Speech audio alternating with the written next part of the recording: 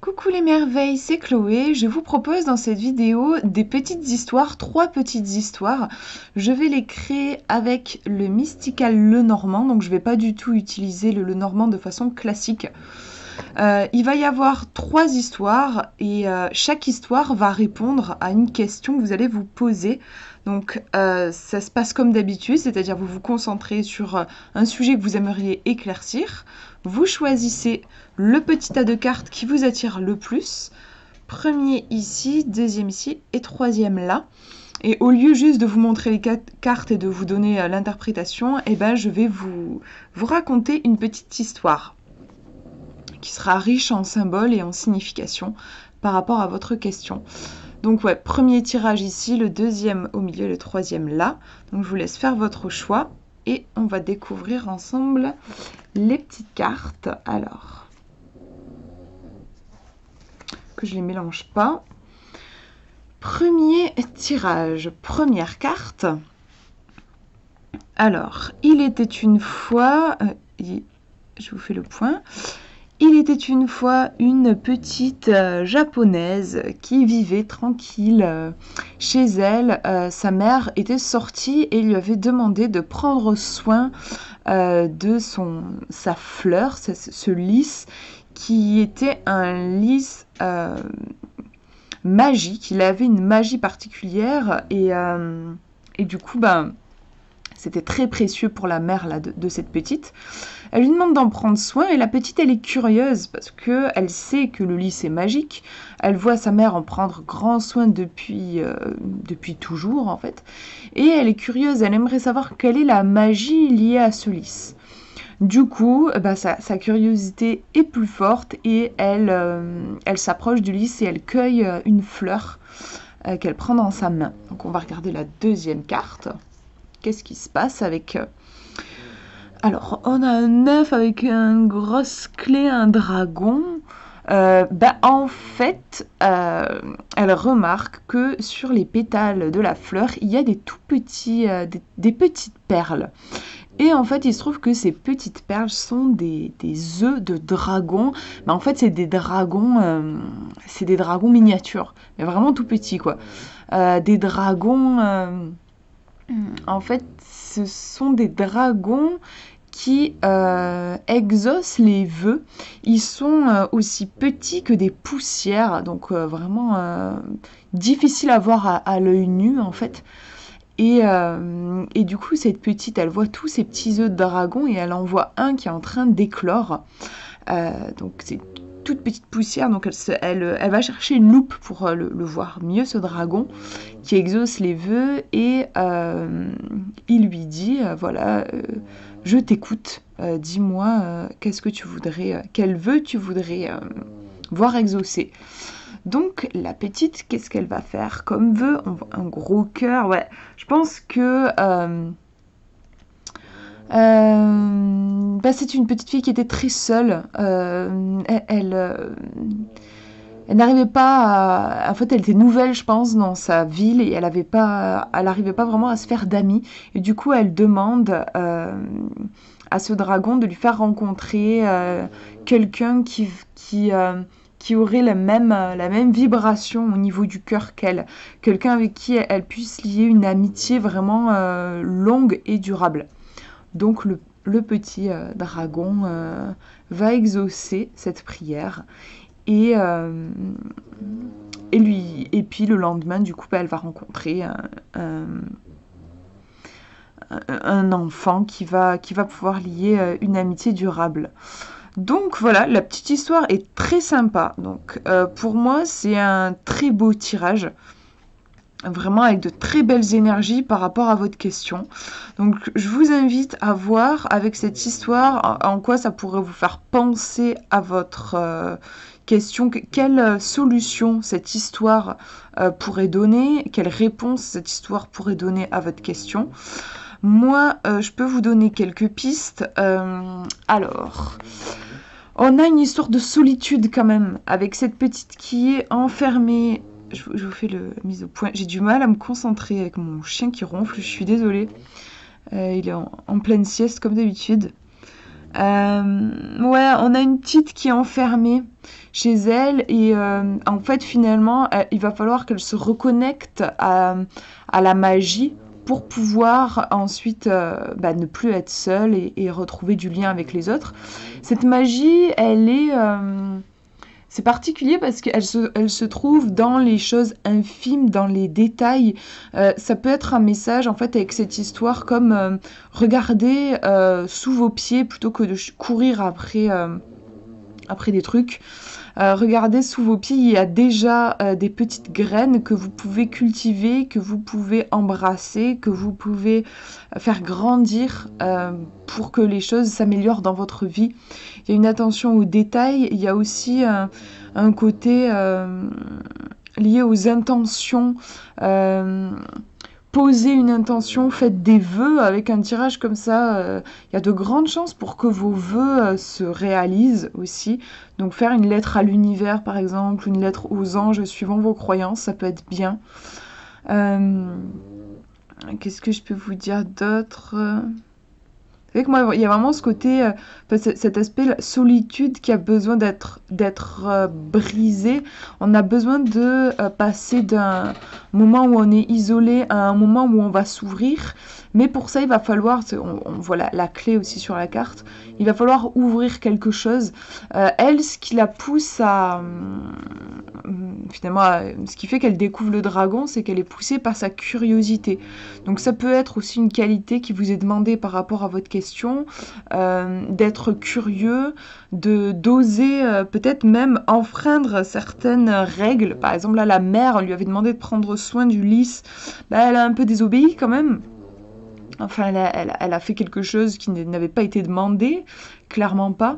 Donc ça peut être, prenez des initiatives, soyez curieux, osez même faire des choses que de base, vous n'auriez peut-être pas forcément osé. Il y a une petite prise de risque quand même quand elle cueille cette fleur, ça aurait pu mal se passer. Bon, il se trouve que ça se passe bien.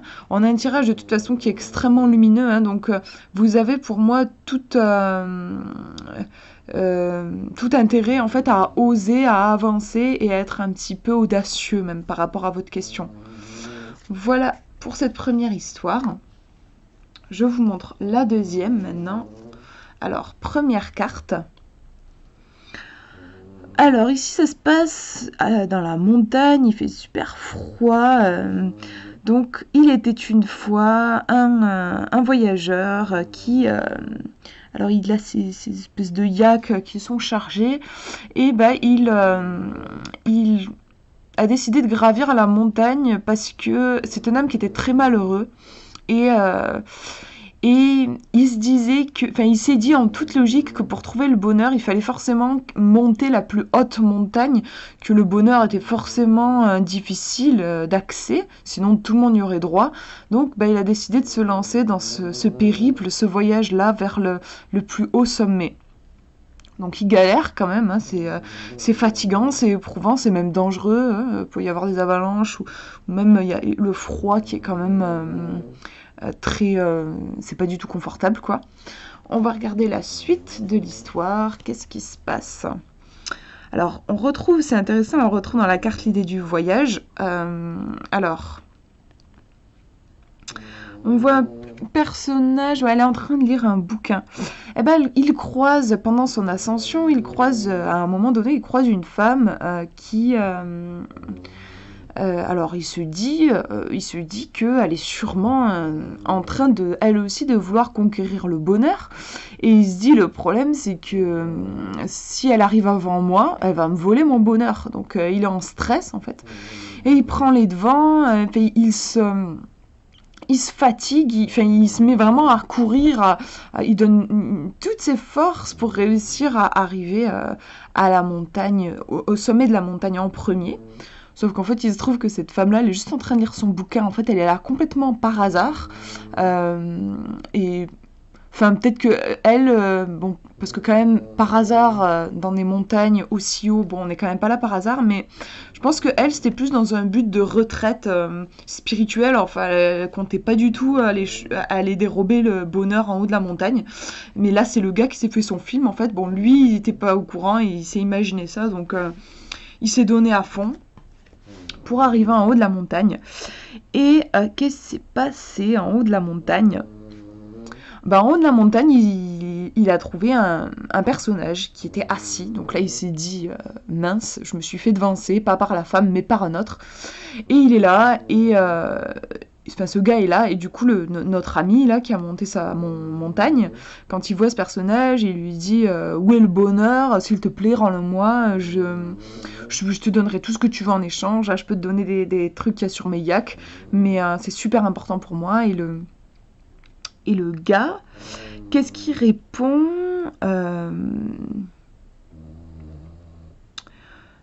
Je sais pas, donc je vais tirer une carte. On va voir. Qu'est-ce qu'il lui dit, ce monsieur sur la montagne? Qu'est-ce qu'il lui dit? Ah, alors c'est marrant.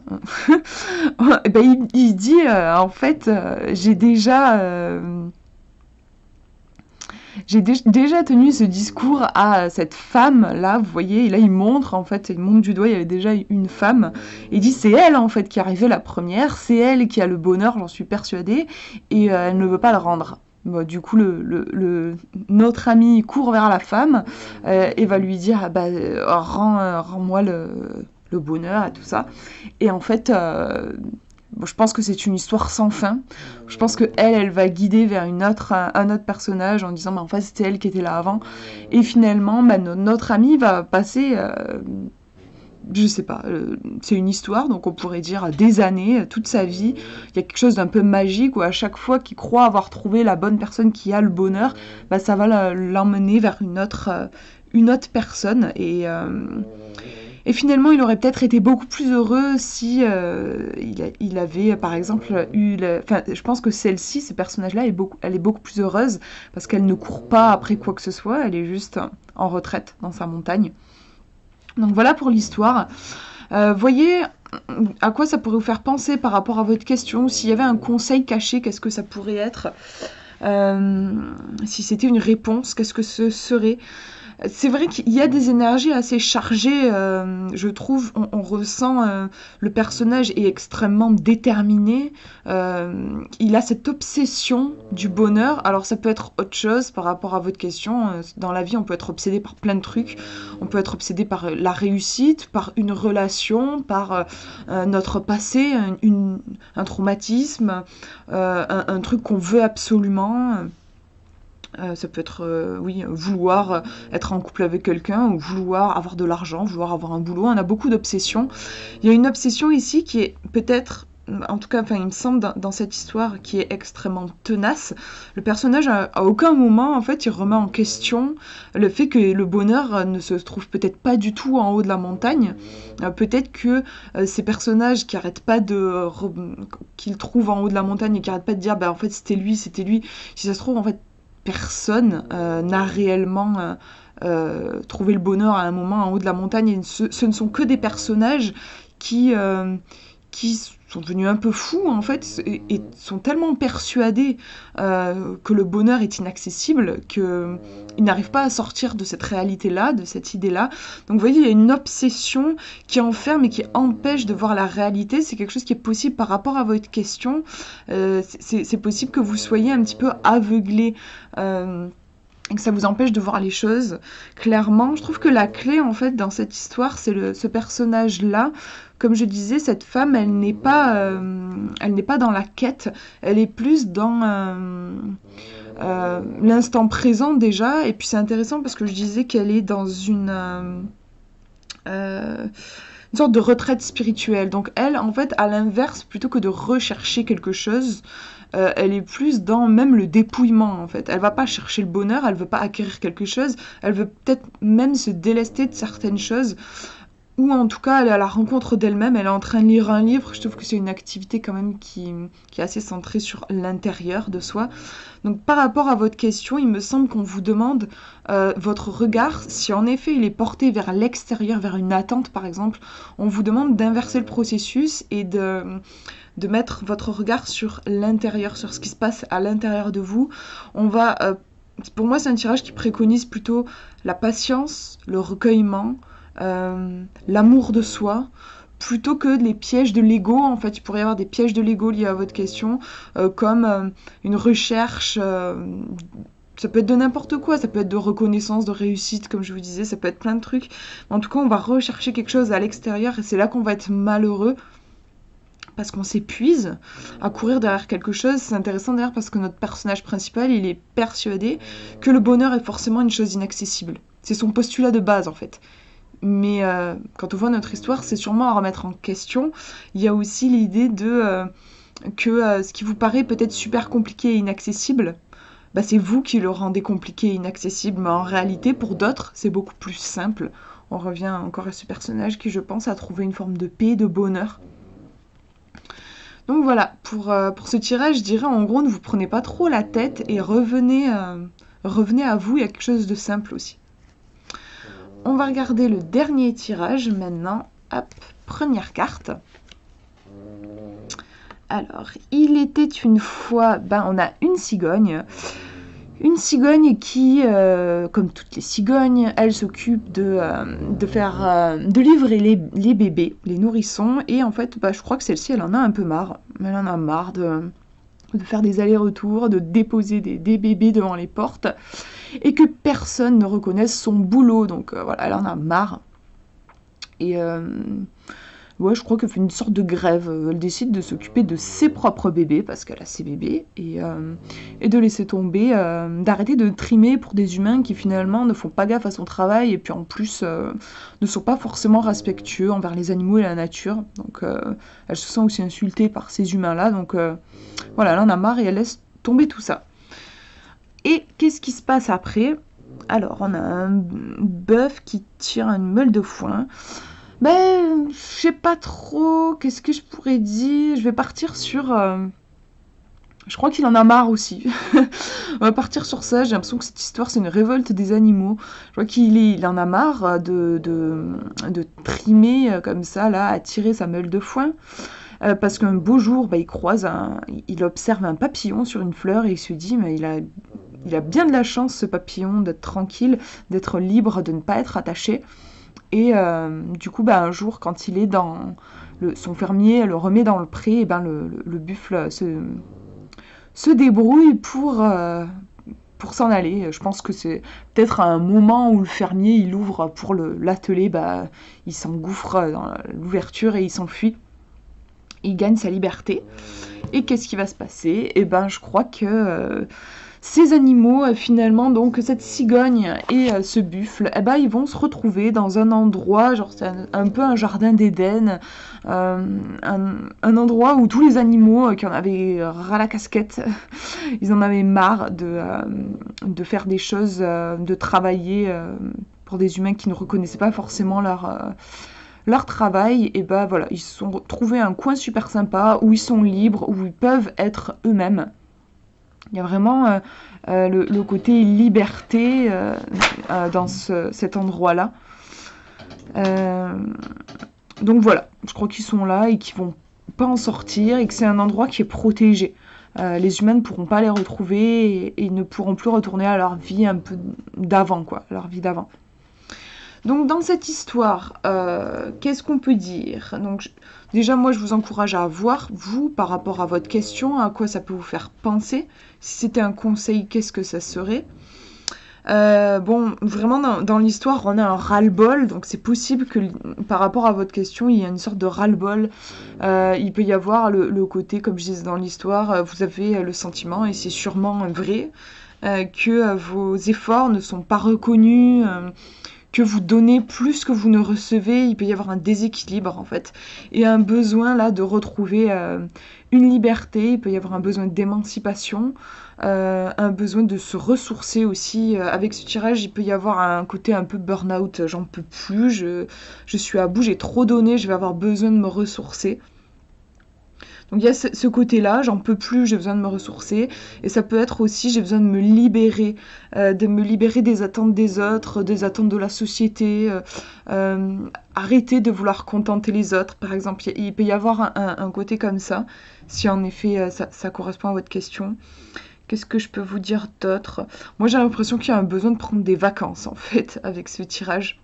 Il ne s'agit pas du tout de selon moi, de passer à l'action et de se pousser. Au contraire, il faut relâcher, il faut s'écouter avec un tirage comme ça, je pense.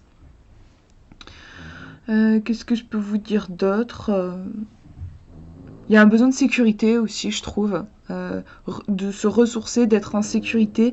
Peut-être il peut y avoir, oui, le sentiment d'avoir été piétiné. C'est aussi un tirage qui peut ressortir si on s'est senti blessé, en fait, je pense. Si on a vécu une déception amoureuse ou dans une relation amicale aussi, on s'est senti déçu et on a besoin de retrouver une forme de sécurité et de respect de soi parce que la personne, par exemple, ne nous a pas respecté, on ne s'est pas senti respecté. Voilà, pour ce tirage, en tout cas, j'ai l'impression qu'il y a un besoin de souffler là avec ces cartes-là. Voilà pour ces petites histoires, j'espère que ça vous aura parlé. Je vous fais de gros bisous, prenez bien soin de vous.